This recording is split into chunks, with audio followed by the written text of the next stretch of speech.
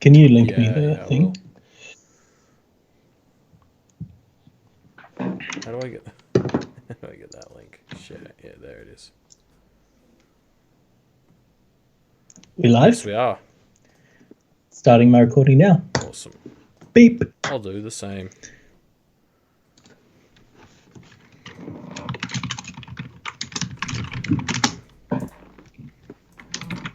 Would you mind posting about it in the Discord? Sure, link it to me. Oh, you just did. Good on you.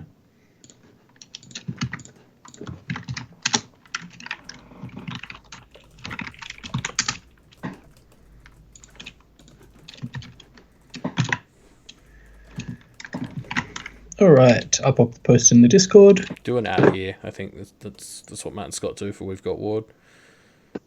Let's start with an ad. An at here. Oh, at Sorry. here. Pilot season at here.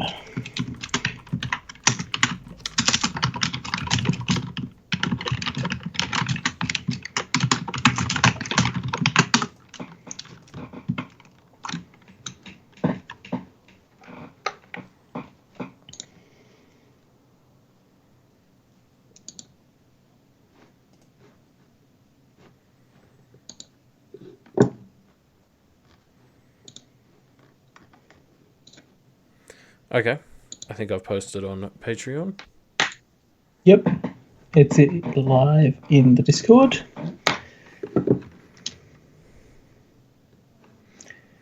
Hi, the Jeedles. We are about to start. Yep. Sorry, this is our first time doing anything like this, so expect some. It's our pre-show. Expect some fiddling.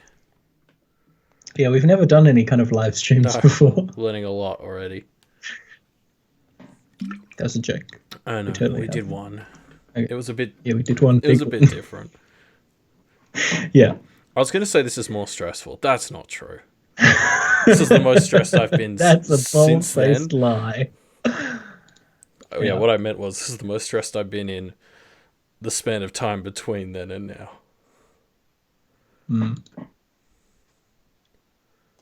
Cool. Well, give it maybe another few seconds and then we should jump in. Yep. Yeah.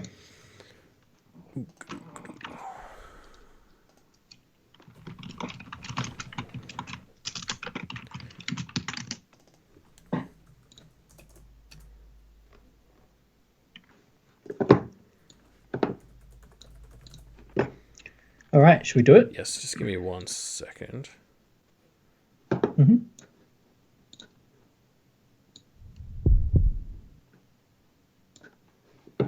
The following pronunciation I Berry.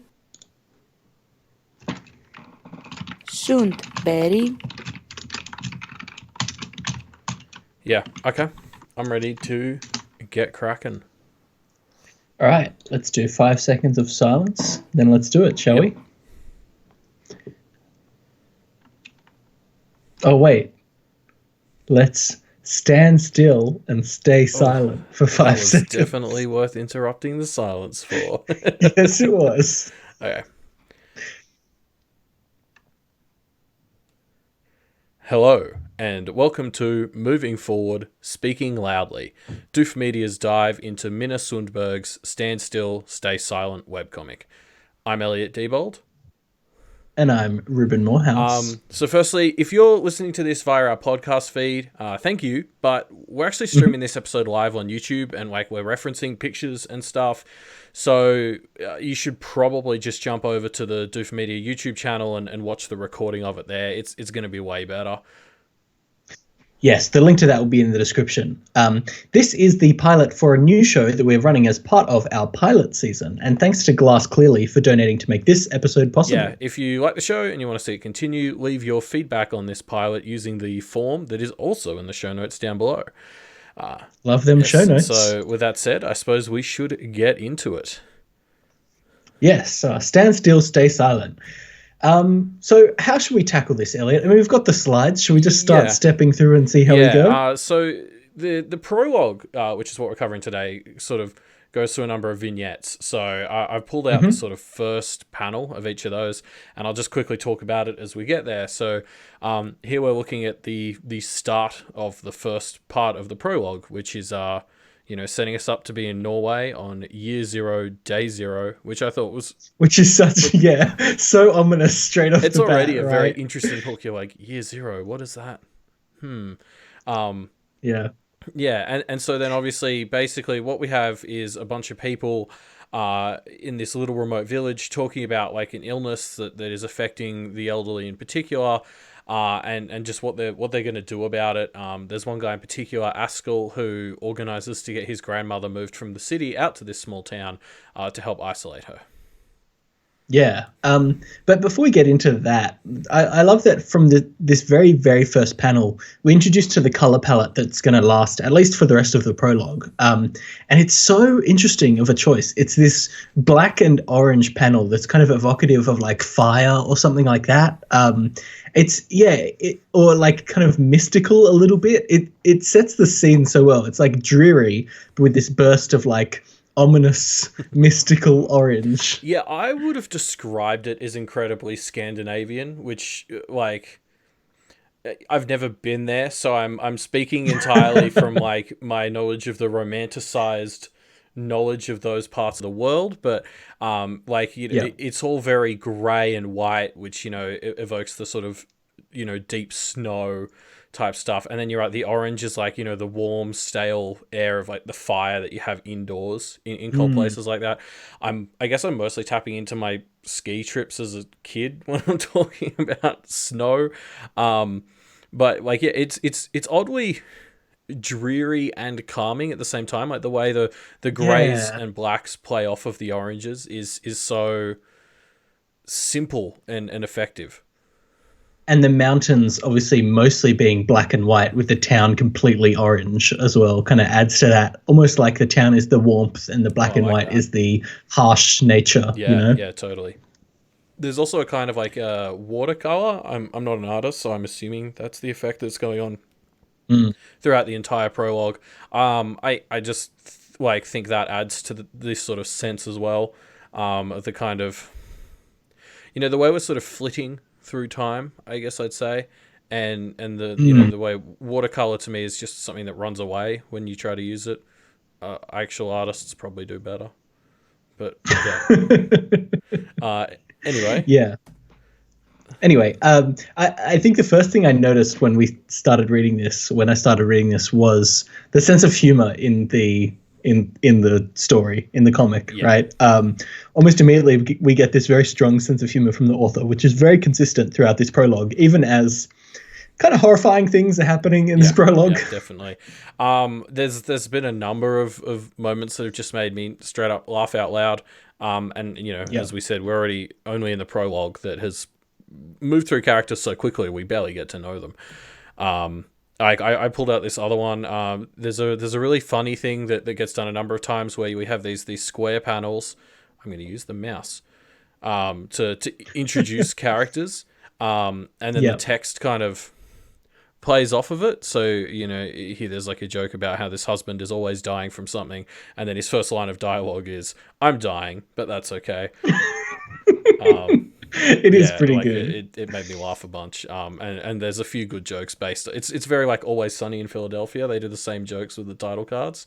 Yeah, it's good. Yeah, never like meta aware, but just kind of tongue in cheek. Exactly. Yeah, it does, and the comic does retain this tone of. For the entire prologue, except one part, there's one of these vignettes which I don't think has any jokes and is just kind of grim and depressing. I think I know the one you mean, and we'll get there. But all the rest of them have this very consistent kind of tongue-in-cheek tone, which I found myself really enjoying. Same. I guess we should talk about the elephant in the room here.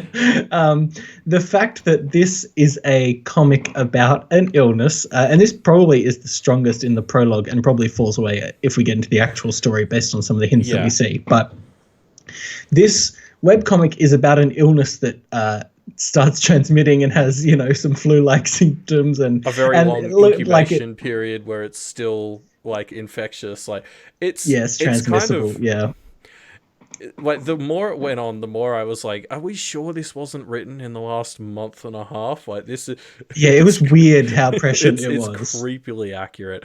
In fact, like I actually started thinking, I was trying to remember where all of this stuff was when, like, Glass clearly donated to get us to cover this. I don't think like the current situation was anywhere near as serious, at least in our part of the world, back then. So it's kind of like, it's just like, it's so crazy that even 2 to 3 months ago, reading this prologue was an entirely different experience to what we probably just went through. Yeah, and I think there was some discussion around this in the Discord, basically boiling down to people found it less enjoyable because it hit a bit too close to home, which I think is a totally fair read. But I actually found it amplified my experience, although there are a few things that didn't land, like the illness here spreads very quickly, and there are things like elderly are strongly encouraged to go to the hospital and stuff like that, which I'm like, oh, be careful. Like, but apart from the things that felt just inaccurate considering the current situation, I actually found it made it a lot more, I don't know, it just made it feel a lot more real in a way that made the prologue land for me really well. I can see me reading this 6 months ago, just sort of going through the prologue being like, yep, another zombie virus. Yeah, it's a disease cliche. Yeah, totally. A zombie, exactly. I thought it was a zombie virus to start off with, and it's not. But it differentiates itself and makes itself interesting enough to be kind of relatable and unique, and then that kind of latched into my current senses. Yeah, definitely. Like, I think we're going to try and keep those comparisons just to this slide, because otherwise, like, we could do it for hours, and we don't want to touch on that for the whole episode. So suffice it to say, this prologue is borderline prophetic. And yeah, I mean, should we move on? Yeah, let's move on. So we're going to jump into our second little vignette now. And so this is set in day 3 in Denmark. So here we meet like this guy called Michael, and he kind of sneaks out of work for the day to go and do something with his cat, like take it to the vet or something. And he's on a ferry out at sea when all the ports kind of get closed because of the illness. And he gets fired, sort of has a bit of a meltdown, and ends up befriending the staff who he was originally harassing. It's in this sort of wholesome turnaround moment, which I quite liked.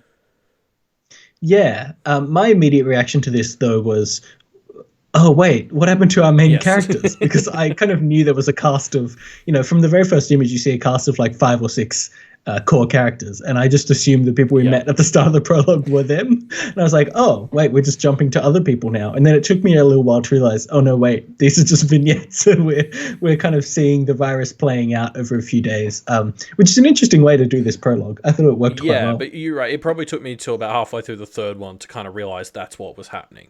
And like, even as I started this second vignette, I was already like, I'm glad we have to read this twice for the episode, because I've already lost track of the characters. And then, of course, I got to the end and was like, I'm glad I didn't waste too much time trying to track the characters. Yeah, you don't need to, right? The characters are there to give you these small experiences of, 1, what it looks like as the virus is taking off, but 2, what these different areas kind of feel like. Yeah, and I think we'll touch a bit more into why I still think Minna, the author, took the time to establish all of these characters as well, because like, there are specific panels dedicated to giving their names and characterizing them, and I think there's still a point to it. But we'll and they are characterized quite strongly. Like, these are characters that it's not just watching plots. The main point of these vignettes is seeing people react, and you get these kind of very human reactions to these situations. I also think it looks like the protagonists are probably going to be the descendants of all these people. That's my theory I've got going on. Oh, interesting. One of the people let's touch on it when we get to the end, but yeah. Yeah, sure. So, this one was yours. Yes, true. Again, just kind of talking about the tone and the comedy in the story so far. The joke being made here of very funny, yes, I thought so too, is a bit of a recurring beat that appears throughout the comic so far, and it's quite fun. Like, I think possibly my criticism is maybe the author is leaning a bit too heavily in their own voice, which comes across a few different ways. But it's a very enjoyable story so far, even though it's dealing with some horrible subject matter. So give it a pass. Yes, it's funny. Because I disagreed for at least this example, just because it's so, in the panel we've pulled, obviously Michael is getting hit by that from this staff of the boat. Yes. But he's the one, he said that to his boss like 3 pages back. So I didn't really see it as like the author's voice. I saw it as like the voice of this character. A bit of an intentional turnaround of the character. This staff giving him shit for being fair enough. Himself. And he is. He really is. He turns it round at the end there, but he doesn't get off on the right foot, I don't think. No. And I don't know. I'm not going to be too harsh on this businessman. He's clearly in a bad situation. Yeah. So then on this next slide, I sort of pulled this one out, and it's more for the second half. So this is the final page of this vignette, and you can sort of see what we have sort of here is this is where I think her name is Signe. Yes. Actually, I should have done this already. Blanket apology for mispronouncing presumably a lot of things. In today's cast, there's some there are some names in here that I'm sure we're going to mispronounce. So sorry about that in advance, folks. If we go ahead with this, we'll definitely try a lot harder to get better. We did look up some of these names to try and get the pronunciations of them right, but man, some of them are just not easy to find. It was still tough. But anyway, so here we have Michael and Signe, and then they're sort of like, oh, it's okay, things are going to work out. And then this next slide is the second half of that panel, and it just there's this whole things will always work out in the end somehow. I suppose you're right, and it's just all black and red. It's clearly intentionally counteracting what is being said. And this worked great for me because I was having to sort of scroll, much like how these two slides were separated, to see the whole pages. So I like read that and then scrolled down to just see black and red, and it was just like, okay, or not. And this disjointed, I suppose you're right, which is clearly like just floating there unclaimed, like it's this lonely statement on these troubled waters. And something I actually noticed after pulling this slide out to bring it out here is all 5 vignettes, all 5 of the first vignettes actually do this. I think this one's the most pronounced, but the other 4 actually all do it to some extent. It's like all 5 of them end with someone saying, yeah, things are going to get a bit better now. And then it just scrolls down to black and red. And you're like, okay, probably not. Yeah. Nope. Oh, boy. Yes. And so now we hit our third vignette, which is set in day 5 in Finland. And this is sort of, we meet this extended family, kind of, a bunch of brothers and sisters and their immediate family, who are kind of getting nervous for the most part about this whole illness thing, and so they're just going to duck out to sea for a few weeks and try to ride it out. Yes. The brother specifically feels like he's a bit of a doomsday prepper type. Yes, probably saved his sister's lives in this vignette. I mean, I think like what really carries this vignette is that kind of tension between different members in the family of like how serious they should be taking this. And it's all still at that stage where they can all kind of be lighthearted about it. Yeah. And it still has that lighthearted tone. Yeah, exactly. We should talk about the names of these characters, because as I got to this one and we are introduced to them, their names are Aino, Kaino, and I know. And my immediate reaction was, oh my God, I hope these guys aren't our protagonists, because that's going to make this so confusing to talk about. No, it did remind me a bit of like some of the dwarves from Lord of the Rings, who have like all the matching names when they're related. Yeah, which possibly is intentional because, as we later learn, this is a more medieval world than we suspect. Yeah. At least the virus seems to turn it more medieval than we suspect. Yeah, that's true. But yeah, no, I'm glad you pulled this out. This is definitely the point where I was just struggling to keep up with all the characters we were meeting. Like, well, just their names. It was like I already, I knew who Aino was and who Kaino was, and I could tell you stuff about them. Couldn't tell you their names. Which I suppose the makes fact them that they realistic. were so. Yeah, the fact that they were so close together for me was kind of like, okay, you're allowed to not know their names. Like, it kind of felt like it's the author explicitly giving you permission to be like, look, I know their names are similar. You don't have to worry about it. Don't worry about it. And I was like, all right, cool. Not worry about it. Yes. And so then our next vignette is Year Zero. We're over on day 9, and we're finally in Sweden. Here we meet the Vasterstrom family. Again, apologies. They're sort of traveling out to this cabin that they have, I guess, somewhere remote to ride out the rest of the illness. And like this is definitely a bit of a turning point vignette, in my opinion. Like you can already see how much grayer and bluer the panel is. Those of you who are watching this, Yeah. And there's nothing explicitly saying that we're post-apocalyptic in this like vignette, but it definitely felt like we were there. Like it's a bit of a cliche. The like single car driving on the road. They don't see any other cars. They stop at a gas station and basically loot it. This already to me started to feel like after the society started to fall apart. Society is definitely fallen apart. The gas station thing to me seems like it's explicitly a kind of thing, the kind of thing that would be used to indicate, okay, things going bad, you know?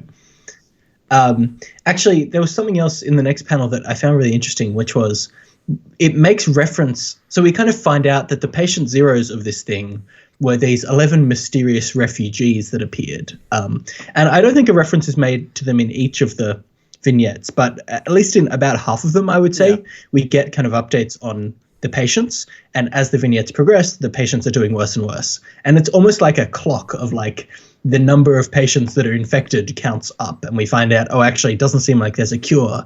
And it seems like, it seems like it's more and more lethal. We find out here that 7 of the 11 patients have died. And as this is unfolding, people are saying, oh, it doesn't seem like it's that lethal, like it doesn't seem that bad. But as we find out that more and more of the 11 patients have died, it becomes clear there's not really much you can do about it. Like this illness is worse and worse as time goes on. Yeah, like in the first vignette, it was just kind of like, there's this weird new illness. They think it maybe affects old people slightly worse. And then in the second one, it was kind of like, oh, everyone's overreacting a bit, like it's spreading, but all of the 11 people who, and they're refugees that no one knows where they came from, which is a fun mystery. Yes. But it's like, oh, they're all sick, but none of them are like bad. And then it's not that bad. And then it's like exactly. 1 or 2 of them have died in the third one. And now here, we're seeing that like 7 of the 11 of them are dead. And it's a great through line to help connect. Because we touch base with it every time it's getting that much worse, it's a really simple way for us to follow like the ramping up of the seriousness of the illness from society's perspective. Like it's a very simple way, rather than sort of telling us abstractly, everyone's a lot more worried now or pulling out crazy death counts. It's just kind of like a very simple, small example we can touch base with to show us that it's getting more serious. Yeah, and more serious it does get. So at the end of this sort of small vignette where this family in the car sort of just has a little tiff. The dog pees in the car. Yeah, but they'll kind of get. I think the representation, what we're seeing in this is tensions are mounting. Is basically the subtitle of this vignette. I would say. Yeah, I could see that. And then we get to at the end of it. There's this this is where we start to accelerate the amount of time we're going through. And I really brought this one in. So I wanted to talk about these 2 pages, but when I actually put them side by side like this next to each other, I noticed they fit together perfectly, and it's actually designed to be 2 pages of a comic book. And I hadn't realized, because it was a webcomic, I hadn't noticed. I never would have noticed this if I hadn't tried to put the 2 of them together by foot. I didn't notice it until much later that there were things like this in there. This is so cool, and because there are hard copies available. Aren't there? Yes, actually, as soon as I finished making my notes on this prologue, I went out and bought 2 of the hard copy collections, which maybe indicates how much I was enjoying this. Yeah, definitely. Also, Vegeta SS4 in the comments just made a good point. Like the whole Year Zero thing is just inherently ominous for a modern setting. Yeah, the fact that it's now, but now is Year Zero means when the fuck are we going to be? What is switched? What is happening now? Yeah. But anyway, so I just thought this was really cool because I never would have noticed that the webcomic was setting itself up to do cool, I don't know, print comic stuff like this. Yeah. But yeah, I also just want to talk about these 2 pages, and I can see why this is like I think the first thing where it's just one big 2-page spread, because this isn't a very important thing. We're going from these vignettes that were all 2 days apart to like, I think here we skip like a couple of months. Yeah, the next one is on like day 60 or 70, Yeah. isn't it? Oh no, day 90, month 3. And it's a really cool way to sort of do that, and I like the way it's like a bunch of different images that are like, various mixtures of like heartwarming and also just kind of tense. Like the people putting up the fence like that's an ominous image, but then you also have like all the people sleeping together in a bed, which looks like very cozy.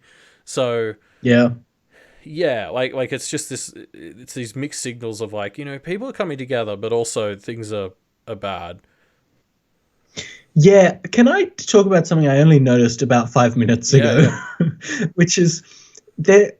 I don't know what it is, but there's something up with cats. I was just about to say, all 5 of these images have cats in them, don't they? Yes, and there are so many cats in these vignettes. They're talking about the cat that the grandmother has, and they're talking about the cat that the guy who was on the ferry has, and there's cats coming up later as well. Like, cats seem to be a very strong recurring motif in these vignettes, and I don't know exactly what it means, but I'm pretty sure cats are going to play some important role somewhere. I don't know exactly what, but the fact that there are so many cats just can't be a coincidence. I mean, it's a thing on the internet, like just statistically speaking. Yes, there's an 80% chance Min is a cat person as someone on the internet. No, it's true. And there are like 3 or 4 dogs in the 90 panels we talked about. There's 2 on this page, and the family in the SUV in the previous vignette had a dog as well. There's 5 on this page, I can see. 1, 2. Are you getting cats and dogs mixed up? Brown cat on day 13. No, the dogs. Oh, sorry. I'm talking about the sorry, dogs. I misheard you. Yeah. There's like a lot of dogs as well. And so that kind of makes me think maybe I don't have a leg to stand on with my cat theory. But I really do think... Double down. Go ahead. I really do think something's up with cats. I guess we'll see. We'll see, yeah. Yeah.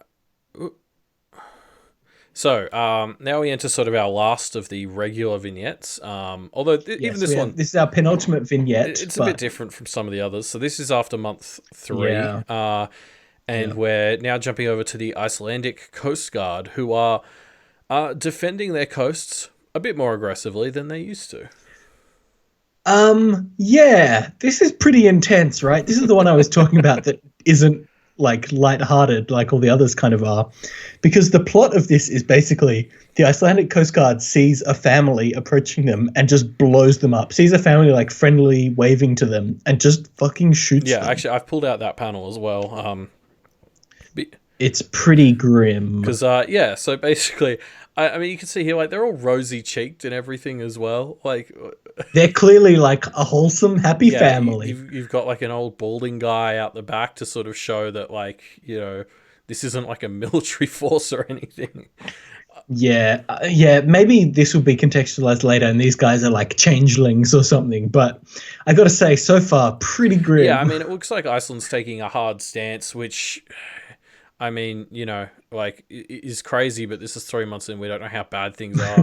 Yeah, and it clearly works for them based on what we find out later. So it's going to be really interesting to see. Like, as we're sort of reaching the end of these main vignettes, there's something I wanted to talk about. But, like, we've hit all 5 of the countries that are left in the known world at the end of the prologue. And I wonder if we're sort of establishing some of those cultural beats that... page 67 starts to talk about. Maybe we should just wait till we get there because I pulled that one out as well, actually. Yeah, but to talk about this one a little bit, it could be like, oh, maybe this is a reason that the Finnish hate the Icelandic because they blew up a refugee ship or something. Yeah, exactly. Kind of things that after 90 years could turn into reasons for like myths. Because this vignette does center around a young man whose name I've forgotten, who basically isn't really okay with any of this and enters a quarantine to be let off duty after helping to blow up this ship. So it'll be interesting to see like learn more about the cultures of these 5 nations, and then also as well, I'm assuming our protagonists are going to be a team with at least one member from each of those five, and how the characters all like fit into those cultures and everything. Possibly. We'll talk about that later, but Peter Pye just made a great point when they said the rosy cheeks could be the rash illness, which does make this a bit more reasonable.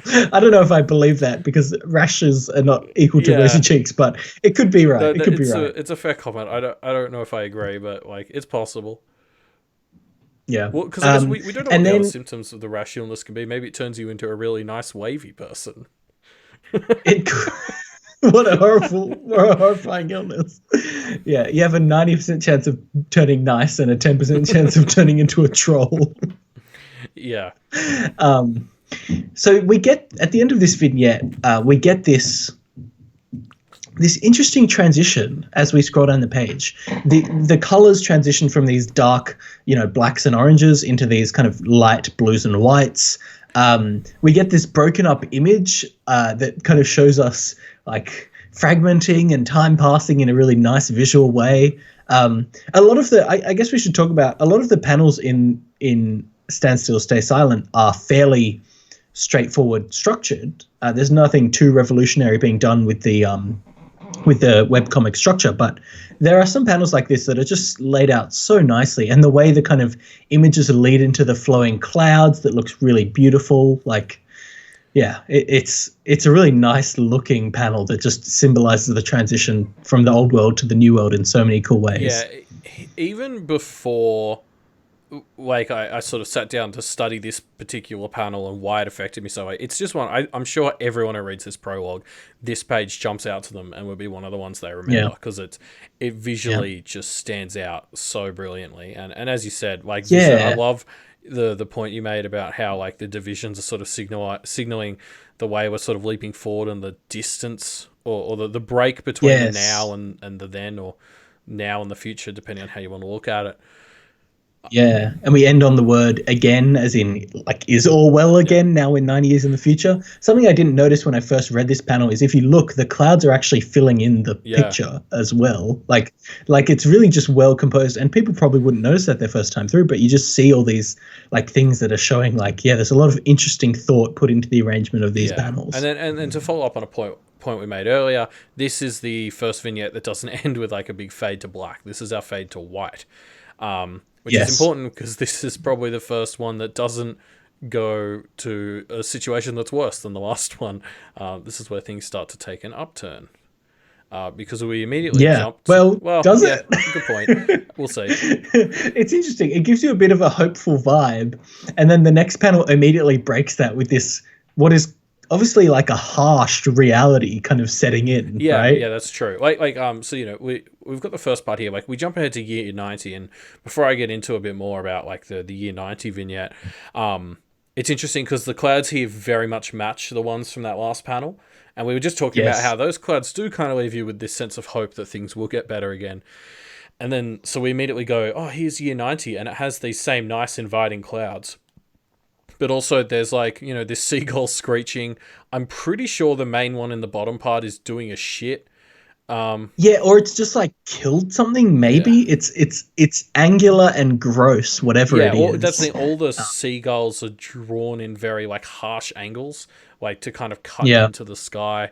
So it's sort of like there's this. It's kind of like, oh, it's a peaceful place, but it's not perfect. Like, this isn't paradise. Yeah, it doesn't completely take away the feeling of hope, but it definitely gives it this. I don't know, like it undercuts it. Yeah. So anyway, this is probably a better panel to sort of explain our last vignette because so this is actually the second half of the page we just, the top half of the page we just saw. What we've got here is, like, there's a group of adults, and in fact, two of them, their surnames are Vesterstrom, which was the family we saw in, was it Denmark? God, see, I'm getting the characters confused despite having read this twice. I'm sorry. But the point is, two of the people here... It was Sweden. Okay. It was in Sweden. Anyway, yes, the point is, two of the characters that we see here are, I assume, are direct descendants or, somehow related to the two of the characters we saw in a previous vignette. Basically, so this group, including these two people, have made a pitch to go on an expedition to the Silent World, which we learn a bit more about in a little, but is basically everywhere that's not Scandinavia. And their pitch to go and see what's happened to the rest of the world is somehow kind of successful, and basically due to a bit of luck. But they don't quite get as much money as they wanted, so they resign themselves to having to hire a bunch of weirdos, and that's what they're going to do. And then before we talk about the bunch of weirdos, I had to pull this panel out because this one genuinely was so funny. That as they're prepping for this meeting to find out whether their grant funding has been successful or not, they realize one of them has a hole in their pants, and so they're like, "Oh, quickly, let's cover it up with ink." And then they get called in as they're like pouring like pen ink on this guy's leg, and the facial expressions of the 4 characters in this panel, it's just so funny. Like, it really just got to me, and it's such a great representation of the comedic style. It's awesome. It's a great point. Just to jump back a panel though quickly, I just briefly wanted to mention, I love how we start to set up the new world. Like, we have the capital of Iceland is the capital of the known world, so you're already like, okay, shit's gone down. The capital of the world has a population of 41,000. That's not very high. The immunity rate is like one of the top 3 statistics. I love that. It's like, oh, okay. That's like, things got real. That's like lower than I would have expected, like, as well. So it's like raising questions and answering them all at the same time. It's great. Yeah.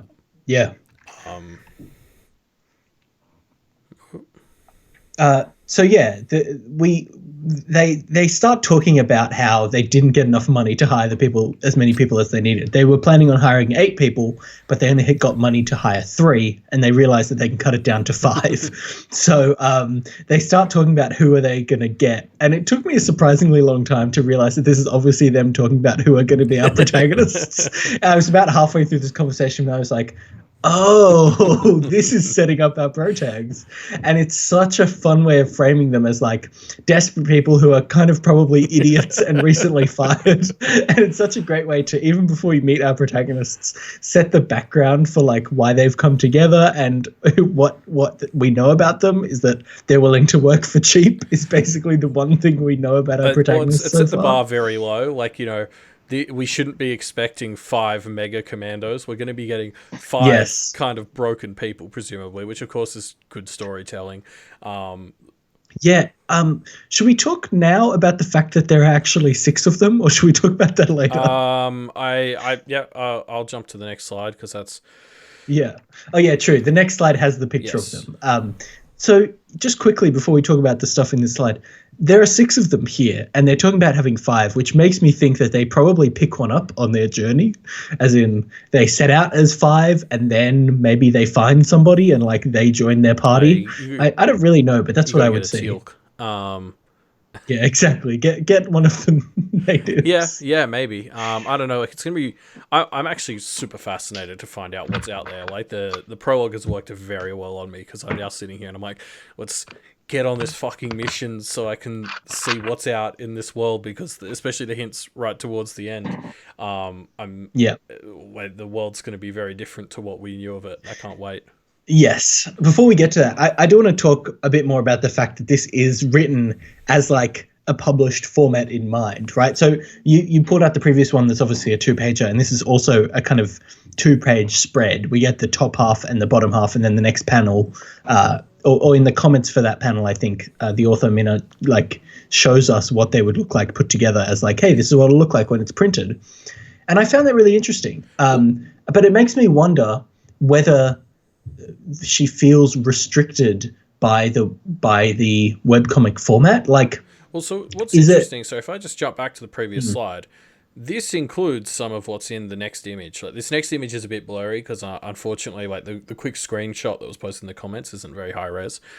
But there's like overlap in some of these panels. So it's like that's not how it's laid out in the webcomic. Like, it's like Minna has clearly gone away, like rendered it as sort of A4 type pages for the webcomic, and then cut it in half. And then she's just posting this to say, yeah, if I can print this, it's going to look like this.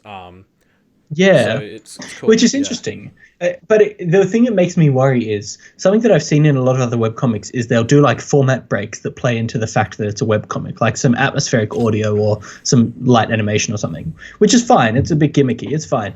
But it does indicate that this isn't a webcomic. This is a published comic that is being displayed on the web. And it makes me wonder whether, like, we're not going to find things in here that are specifically in here because it's a webcomic. Like, it's not going to play into its format, which is not necessarily a problem, but just something of note, I guess. Yeah, I mean, obviously something that came up in last week's Sandman episode is I'm pretty new at comics, so I'm probably not going to appreciate that as much because I'm just getting used to normal comics / web comics. Fair enough. Yeah, I mean, that's a good point. I don't mind because, like, knowing that there's a print in mind, I mean, as you said, you've ordered the printed copies. I think I'm going to probably do the same, so it's good to know. I don't want to find out that I'm missing out on some of the experience by reading the hard copy, I suppose. Yeah, fair enough. Definitely fair enough. So should we talk about the fact that the new world is so different? So I pulled out here the start of a very, very long panel that goes through what are now 5 nations. Yes, and they're not. I mean, they feel like we're being introduced to D&D style races, right? Like that's what it feels like. In fact, so this is actually the second last page of the prologue, and the last 3 all just kind of ditch storytelling. Like, it's like for these last 3, we just hit, okay, this is the last bits of info you need to enter the world for the actual story. So the one before this is like the map of the known world, and then this one is the 5 main cultures, which of course are like Norway, or the Nords, the Danes, the Finns, the Swedes, and the Icelanders. And yeah, it kind of gives you a little brief summary of what each one's like. I noticed a few parallels between what's said about them here and what was set up in the vignettes. Like some of the themes that were, bolded sentences in their descriptions here kind of related to what the vignette covered. So I feel like we're setting up very strong cultures in this year 90 for what these 5 nations have turned into. And again, I'm just really interested to see how that plays off our main cast. Yeah, interesting. I'm also quite excited to see that. Because I'm convinced that the team will at least mostly consist of descendants of the people we saw in those vignettes, because I think otherwise... Who do you think is who? Oh, what, for the previous one? Yeah. So if we go back to the previous slide, we can see our party of 6. They don't have many identifying features. I just want to see if you have any, like, oh, this person's hair looks like that person's hair. I mean, I didn't pick it, so I'm not gonna lie. I was already struggling a bit to tell all the characters apart. So yeah, I don't have theories as to who's who, but I think we're going to get at least one person from each nation, and I think it's going to be probably someone related to or descended from the characters in the vignettes. I think that makes sense as to why you'd characterize them so strongly, because in stories you can learn a lot about someone from who their parents and grandparents and stuff are. Yeah. I don't know if I jump on board with that theory, but I've made my own bold theory, so I'm not one to judge. Sure. And of course, speaking of bold theories, if we skip to the next slide, you'll see, what's that down in the corner there? Another cat. Called it. They're going to be a part of it. I don't know how, but I'm telling you, cats are going to play a role here. Yes. So yeah, we get to this panel. Actually, this so bit. it's worth just before you dive into this is worth saying. So in that lore thing on the previous one that we talked about, where it's going over those 5 nations, you described it as a bit D&D, because like something that starts going, they start talking about like mages and the old gods. And, yes, and exactly. That's what you start to be like, huh?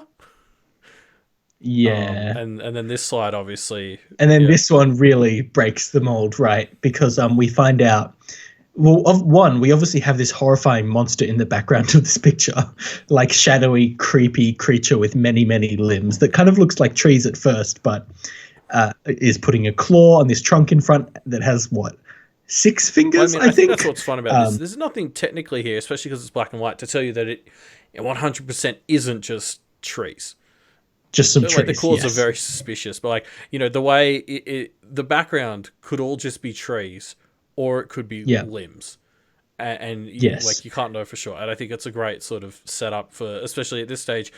It looks like we have magic now, but we're still not sure when we're reading this. So you sort of look at this image and you're like, Yeah. that's creepy. Like it's very well Well, done. yeah. And you get the text: if you come across a beast, a troll, or a giant, do not run or call for help, but stand still and stay silent. It might go away. So obviously we get the name, we get the title Yes. drop. So fire off the cannons for that. But also the fact that there's beasts, trolls, and giants at least as like mythical creatures, and we're kind of like, man, the world has really changed in 90 years. We get this person in the front who kind of has this like Red Riding Hood aesthetic a bit with a basket of potatoes or something and her cat, or maybe Alice in Wonderland. It's very, it just immediately sets up things are very, very different. Well, yeah, and things are bad when it's like little girls alone in the woods being attacked by monsters, because like what are they doing there? Both the monsters and the little girls. They've got a cat for protection. Yeah, it I looks think, like it's doing a great job. For bait, like you throw the cat and the monster eats that, and you run away. That's the cat I don't know, theory. but it's going to be a thing. It's all coming together. Yeah, no, like I agree. Like, is it? I guess my current assumption at the moment is we're entering one of those like when humans died out, magic came back type stories. Oh, Elliot, hold on. I think I figured it out. With the cats is what I'm talking about. Sorry. I bet if you have like dander on you, like cat fur, you don't get infected. So cats are like protection from the virus. That's my new theory. Okay. Well, I mean, that's what's so interesting. I'm so excited because like now, okay, we know that there's fucking beasts, trolls, giants, and all this stuff. So kind of like I'm kind of getting the sense that there's magic in the universe again, but then also there's the virus, and like there was a reference to the gods. So it's kind of like, is it going to be magic and the virus? Yeah. Like, did the virus turn people into magic users? Like, how does that work? I'm so excited to see like both and or one of them and how they work off each other. Yeah, I mean, I hate that we keep comparing all our pilots to each other, but for some reason, all of the pilots seem to thematically link to each other that we've done. This one reminds me a lot of Empire of the East in that it's this like old world, new world kind of dichotomy, and we're clearly going to have old world technology versus new world magic as a theme that plays through. To be fair, I guess people have basically given us their list of things that they think we should cover after Pact, so it makes sense that they all share some factors, because they're all going to somewhat relate to Pact. But yeah, that is actually the last of our slides. Yeah, that's the end of the prologue. What did you think of Stand Still, Stay Silent, the prologue? Yeah, I mean, I'm into it. It's so weird. It's kind of weird that this is where we're stopping because we haven't actually started the story. Like, so I know we don't actually know what the story is yet. Like, we know that it's probably got magic in it, and we know that it's going to be these 6 people journeying out to just see what's out there. But we don't really know what it is beyond that. Yeah, we're at this sort of weird spot. We don't know who the protagonists are. All we know is that they're going to be going off and exploring. Is that they'll work for cheap? Well, we know they're going to be off exploring the silent world. We have no idea what's waiting for them out there. Yeah. Like it's kind of an odd spot to stop and then maybe pick up again later. Like because it's like we haven't actually started to cover the genuine story. But I've got to admit, I'm into it so far. I think this is I think we've said this for pretty much all of them at this point, but like if this one doesn't get picked, I'll probably still go finish it in my own time. We're almost certainly going to cover it in some format, not episode by episode, but fuck, I'm so enjoying this story already. And I'm sad that I can't go ahead and just read it because we might do a longer form show. Yeah, this will be one of the ones. If it doesn't get picked, I'm going to read it in my spare time, and then we'll have to do some sort of meet up at the end episode on it or something. and talk about the completed work. Although I think this is still ongoing, which is insane, it is. So I saw the most recent chapter came out like. Well, it's in a mid-chapter break. So it finished an arc, I guess, and now it's in a bit of a break, which started like a month ago. So it's not like it's dead. It's just on hiatus. It's in a bit of a sequel now, right? Because there was like a Mission 1, and then I saw like Mission 2 started a few years later. So it's like, yeah. Oh, interesting. I didn't see that. So it's kind of like the first story, then the second story. I think this is all. Like I think what is coming out now is in some ways a sequel, but like kind of a continuation. I don't know, but like that's a lot to cover. Yep. And it's a live thing, so if it doesn't release that frequently, I mean, it's three panels a week, right? I think is the upload schedule. So what do we cover here? We covered 90 panels about or something I think here, we covered right? about 20 weeks. Yeah. Yeah. So we just do one of these shows every half year. Easy. Yeah, but anyway, so thanks to everyone who joined us. We had a lot of fun Yes. reading this. So thanks Yeah. to It's a really fun recommendation. So special thanks, GlassClearly. absolutely. We already mentioned there's a form in the notes below this, and if you like this show and you want to see it continue, head in there, give us some feedback, tell us what you liked or didn't like. We've learned a lot. This was our first sort of, similar to the Doof Book Club in some ways, I guess, but our first like live stream with visuals, and I think we've learned a lot doing it. But we want to hear what you thought about how it went as well. Yeah, totally. If you like this format, you like us talking about this, but want us to change the format, whatever it is, leave your thoughts in the form, and you can decide which show gets picked up for season. Yes, and if you definitely want to make sure that whichever show we pick and the rest of the Doof Network stays afloat, head over to Doof Media, patreon.com/Doof Media, and see all the great perks you get for being a patron.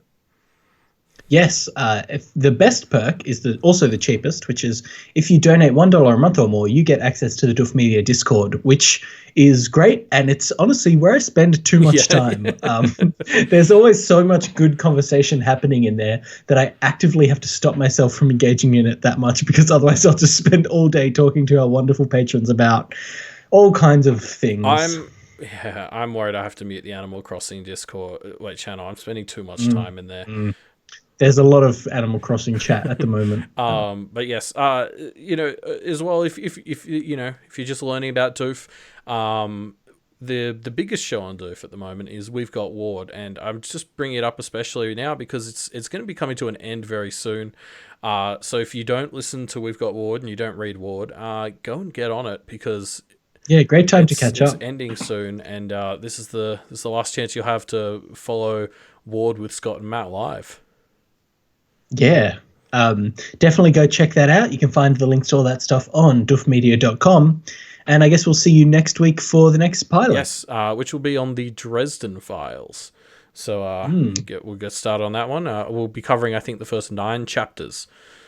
Of the first book of the Dresden Files. What's it called again? Stormfront. Yes. So and that one will just be a normal audio one, because we're back to just normal books. Oh, lame. All right. So thanks to everyone who joined us live. I'm going to record myself on video anyway. And we'll see you all in a week. Yep. See you next time. Oh, wait, Elliot. We almost forgot to give our traditional sign-off for Moving Forward Speaking Loudly, which, as we say every episode, Elliot, is... Trolls. Trolls, and we'll see you next week. Oh, I can't believe I forgot that was coming again. Every single time. Every time you forget. It's a classic. I'm stopping my recording. Yeah, fair.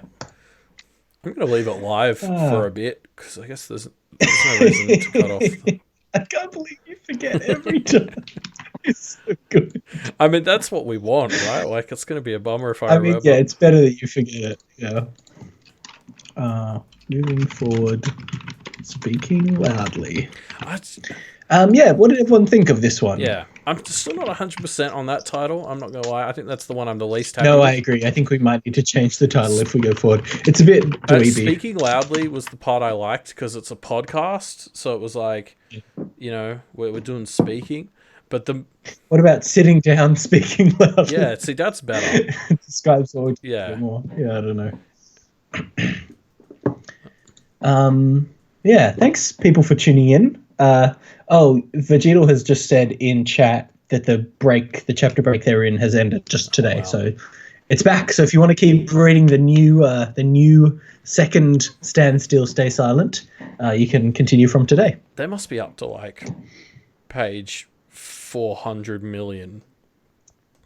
I think the first story was 10 chapters, so probably like 900 to 1,000 panels or pages. Wow, that is impressive, because it's just Minna like writing and drawing, right? Like For one person, which that's insane. 3 panels a week is pretty good turnaround.